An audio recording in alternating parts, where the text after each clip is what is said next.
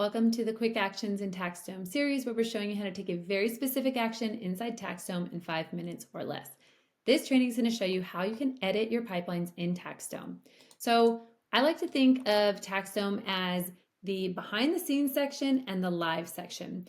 And for this, we're going to talk about your behind the scenes. So this is what you're working on to make sure that you have it all set up so that when you are live with the client, it works the way it's supposed to. There's two sections that you're going to want to look at anytime you want to make an edit to your pipeline. The first one is just the pipeline itself. So if we want to take a look at any of the pipelines in here, we can go in and we can find that specific pipeline. We're going to do our tax prep one right here. And we can make names or edits to the names, to the settings. For example, if there's anything that we want to change, as far as what shows up on our job card, we can make any of those changes here. And if we want to add in an automation or if we want to take one away, we're going to scroll here to edit automations. And then if you wanted to take one away, for example, you can just delete that. Or if you want to add something, we're going to go to add automations. Maybe you want to now have an additional task. We can create the task, we can add it in here, and whenever we're ready, we just hit save. So that's where we can just go in and make changes to those automations. Even if you want to move it from one stage to another, you would delete it in this stage. I'm not actually going to do that. And then we would add it here in our request document stage, for example.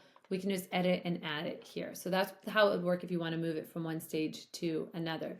If you wanted to add in additional stages, maybe you want to pause and add a queue, meaning like a placeholder for where you're going to go pick up jobs. You can add in a stage really easily at any point here or delete it if it's not necessary. If you want a stage to only occur for certain reasons, so maybe you only want to request documents from your 1040 clients, you can actually add a condition into this stage to only apply to your 1040 clients or any tag that you have. So really simple to go in and make the edits to the pipeline itself. If you want to turn on the auto move, meaning as soon as all these actions are done, it's going to move on to the next stage, you can turn those on here as well.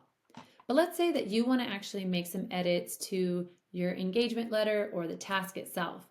Under your templates from templates, they're all going to be listed under here. So this is where you can go in, for example, and you can make an edit to a very specific task. You can make any sort of changes as far as the description. You can add subtasks, change the name.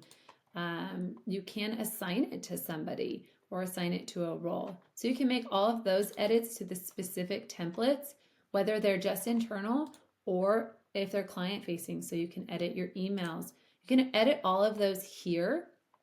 And if that automation is already in the pipeline, you just have to edit it here. You don't have to go back and add it in if it's already in there in the place you want to be.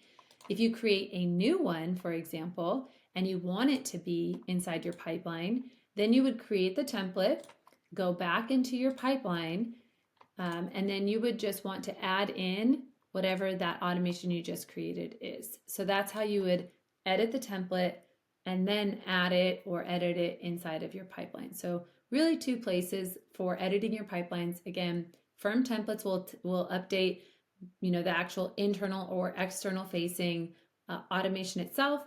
And then to incorporate it into your pipeline, into your automations, you'll have to add or edit it inside of the pipeline itself.